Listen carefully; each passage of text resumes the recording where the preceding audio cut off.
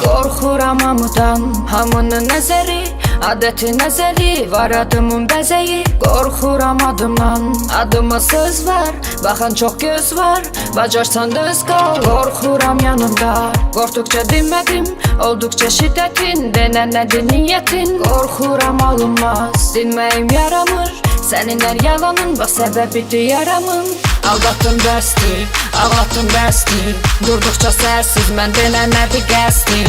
Aldatdın bəsdir, ağlatdın bəsdir, durduqca sərsiz mən denən nədir qəsdir. Sus, danışsın gözlərin, sən sus ki mən danışıram dözməyi. Gözlərində düzü görməyincə bil, dəyişəcək bu dünyanı hər dəfə ölməyin. Ağladır o vaxt güldürən, var üzümdə təbəssüm, içimdə gülmürəm. Güclüydüm ki sən güclüydün, sənin arxanda var idim, qalxanda hündürəm. Bu sevgi xəstəlikdir, mən oluram yoluxan, istəmirəm silahımı yenə sənə doğrudan. Vurduğun zərbələr hislərimə toxunar, istəmirəm susum amma danışdıqca qorxuram. Qorxuram hamıdan, hamının nəzəri, adəti nəzəri, var adımın bəzəyi. Qorxuram adımdan, adıma söz var, baxan çox göz var, bacarsan düz qal. Qorxuram yanımda, qorxduqca dinmədim, olduqca şiddətin, denən nədir niyyətin. Qorxuram alınmaz, dinməyim yaramır,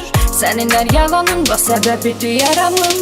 Aldatdın bəsdir, ağlatdın bəsdir, durduqca sərsiz mən denən nədir qəsdir. Aldatdın bəsdir, ağlatdın bəsdir, durduqca sərsiz mən denən nədir qəsdir. Könlümü sən qırdıqca bu qəlbim nəbz vurmur, hər dəfə sən üzdükcə məni göz yaşlarım durmur.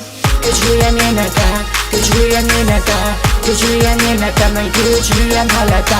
Güclüyəm yenə də, güclüyəm yenə də, güclüyəm yenə də, mən güclüyəm hələ də. Qorxmuram daha mən,